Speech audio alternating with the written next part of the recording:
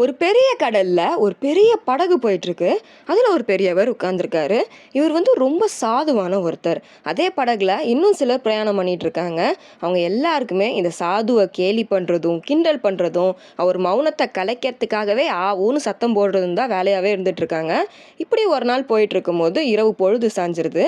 Night டைமில் எல்லாரும் தூங்கிட்டு இருக்கும்போது இந்த பெரியவர் மட்டும் தியானத்தில் இருக்கார். இதை பார்த்த ஒருத்தன் இதாண்டா சரியான டைம் இவரை இன்னும் கலாய்க்கிறதுக்கு அப்படின்னு சொல்லி எல்லாரையும் எழுப்பி விட்டு இவரோட தியாகத்தை கலைக்கிறதுக்காக முயற்சி பண்ணிட்டு இருக்காங்க. சத்தமா அவரை பத்தி ஏளனமா பேசுறதும் கீழே கிடக்கிற பொருள்கள் எல்லாம் எடுத்து அவரை அடிக்கவும் அப்படின்ற மாதிரி பண்றாங்க. ஒருத்தர்லாம் கீழே கிடக்கிற ஒரு காலனியை எடுத்து அவர் தலையிலே அடிச்சிட்டாரு. ஆனாலும் அந்த சாதுவோடைய தியானம் கலையவே இல்லை. அப்ப திடீர்னு வானத்துல இருந்து ஒரு குரல் கேட்குது. என் அன்புக்குரியவனே, நீ விரும்பினால் இந்த படகை இப்பொழுதே கவிழ்த்து விடுகிறேன் அப்படின்னு சொல்லி ஒரு குரல் கேட்குது. அதுக்கு அந்த சாது எந்த ஒரு ரியாக்ஷனுமே கொடுக்காம ரொம்ப அமைதியாக இருக்காரு. ஆனால் இதை கேட்ட மற்றவங்களுக்குலாம் பயம் வந்துருச்சு. விளையாட்ட ஆரம்பிச்சது வினையில் முடிஞ்சிடும் போலேன்ட்டு அதான் எங்களை மன்னிச்சிருங்கன்னு அவருடைய காலை பிடிச்சி கதறாங்க. அப்போ தான் அந்த குரல் கிட்ட இந்த சாது பேசுகிறாரு.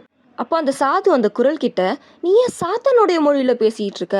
நீ புரட்டி விளையாடணும்னு ஆசைப்பட்டா நீ புரட்ட வேண்டியது இந்த படகை இல்லை, இந்த மனிதர்களுடைய புத்தியை தான் அப்படின்னு சொல்லி சொன்னாராம். அப்போ மீண்டும் வானத்திலிருந்து ஒரு குரல் கேட்குது. என் அன்புக்குரியவனே, நீ உண்மையை புரிஞ்சுக்கிட்ட.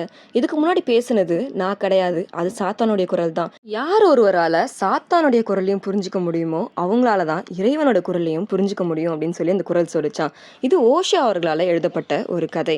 இது என்ன குறிக்குது அப்படின்னா, ஒரு சமயத்தில் நமக்கு ரொம்ப பக்கத்திலே இருந்து உதவுற மாதிரி சிலர் யோசனைகளை சொல்லுவாங்க. அது சாத்தானுடைய குரலாக கூட இருக்க வாய்ப்பு இருக்குது. நம்மளை பிரச்சனைகள்லையும் அது மாட்டிவிடும். நம்ம தான் எது சாத்தானுடைய குரல் இது இறைவனுடைய குரல் அப்படின்றத புரிஞ்சுக்கிட்டு செயல்படணும் அப்படின்றது தான் இந்த கதை நமக்கு சொல்ற கருத்து. ஒரு நாள் ராத்திரி ஒருத்தன், கடவுளே எனக்கு ஒரு வரம் கொடு அப்படின்னு சொல்லி கேட்டானா.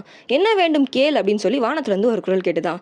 என் பொண்டாட்டி நாளைக்கு ஊர்ல இருந்து திருப்பி வரா, அவன் நாளைக்கு வராம பண்ணிடு, அதுவே போதும் அப்படின்னு சொல்லி அவன் வரத்தை முன் வைக்கிறானா.